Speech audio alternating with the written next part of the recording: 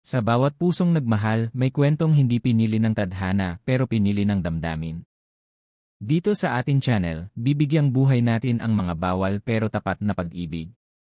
Filipino Romance, at ito ang mundo ng mga lihim na pagmamahalan, tapat na damdamin, at kwentong hindi mo malilimutan. Please mag-subscribe, mag-comments, mag-like, at share ang aking YouTube channel para sa iba't ibang kwento ng pag-ibig. Kabanata 6, dalawang lalaki, isang katawang nagtataksil. Ang gabi ay tahimik pero sa loob ng bahay, naglalagablab ang tensyon. Pagbalik mula sa dagat, sabay-sabay silang pumasok, si Mira, basang-basa pa rin ang katawan, balot lang ng tuwalya, si Ramon, tahimik at mapagmatsyag, at si Enzo, pasimpleng nakangiti pero ang mga mata ay sunog sa pagsiselos. Sa kusina, habang naglalaga ng tubig si Ramon para sa kape, umupo si Enzo sa mesa, malapit kay Mira. Ayoko na sanang bumalik, wika ni Enzo, habang marahang inaabot ang basang hibla ng buhok ni Mira, pero hindi ko rin matanggap na may ibang lalaking humahawak sayo. Enzo, bulong ni Mira, sabay iwas ng tingin. Pero hindi siya lumayo.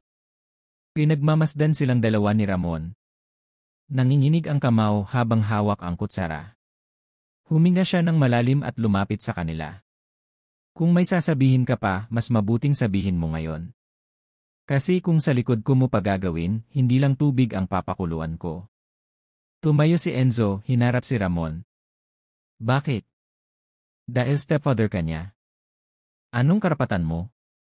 Karapatang hindi mo na alam kasi hindi ka na niya minahal.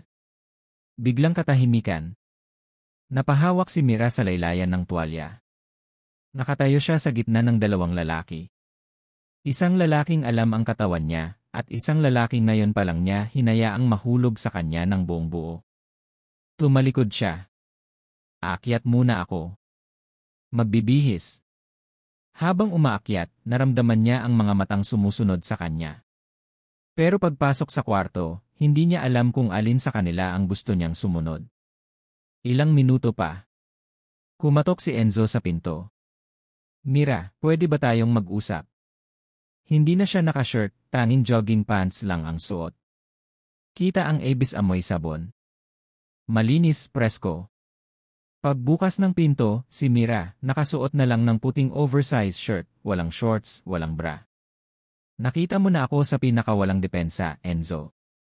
Ano pa nang gusto mong makita? Lumapit si Enzo. Hinawakan siya sa baywang. Yung hindi mo na siya iniisip. Yung ako lang ulit ang lalaking hawak mo sa gabi. Ngunit bago pa siya makalapit palalo, isang malakas na hakbang ang gumising sa katahimikan. Si Ramon. Umalis ka sa kwarto niya. Ngayon din, utos niya, malamig ang boses pero may apoy sa mata. Ngunit imbes na sumunod, tumayo si Enzo. Hindi lang ikaw ang marunong magmahal, Ramon. Hindi lang ikaw ang nakapasok sa kwarto niya at katawan niya. Sinugod siya ni Ramon. Hawak sa kwelyo. Isa pa, Enzo. Isa pa at... Stop! Sigaw ni Mira. Tama na kayong dalawa. Parehong huminto ang mga lalaki. Parehong hinahabol ang hininga. Parehong naghahanap ng kasagutan kung sino ba talaga ang pinili ni Mira. Si Mira nanginginig. Nakatingin sa kanilang dalawa. At sa loob-loob niya, isang lihim ang unti-unti nang nabubuo. Pareho ko silang minahal. Pareho silang may bahagi ng katawang ito at pareho akong tinataksil sa isa't isa.